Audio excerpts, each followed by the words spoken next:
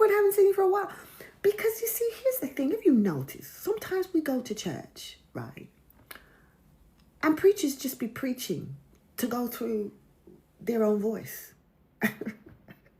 And there's not always the consideration of, okay, you've stirred people up, you made them feel good. But now when they've left the building, how can they implement?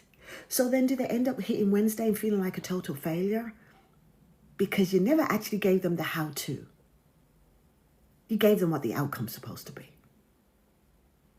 I've always been frustrated by that. And I've always hated seeing what it does to people, because then people give up. It's kind of like TikTok, right? Everybody's talking to you about virality, and this is what happens when you go viral, and this is what you can do when you go viral, and so da-da-da-da. But nobody tells you what you do in between. Well, what if I'm not going viral? Does that mean I'm not a success? Does that mean I should give up? Does that mean my stuff, what I'm saying, is rubbish? Is that what you're telling me? Because all this talk about being viral can make you feel really bad when you're not. Huh? Come on. And then the pressure that can be put on you because, oh my gosh, I got to do this if I want to be, because it's only when you're this, you've arrived. Stop that. No. I heard a post the other day. I think I reposted it. And it was, the context was beautiful. Right? Because everybody's talking about having thousands of people view your content. But she was like, hold on a second.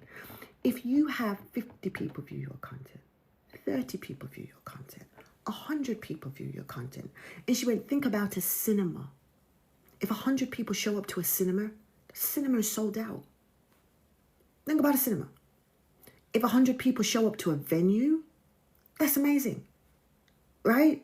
So when we're talking about thousands of people, those are stadiums. Michael Jackson style. I'm not saying we shouldn't aim for that. But what if you're called to have cinema? Are you going to not have the cinema because you're comparing yourself to somebody who's got a stadium? What if you're supposed to have the cozy coffee shop and you're looking to have a cinema, but your purpose is a coffee shop? And in the coffee shop, you're effective and it's consistent and people always show up to get coffee from your coffee shop.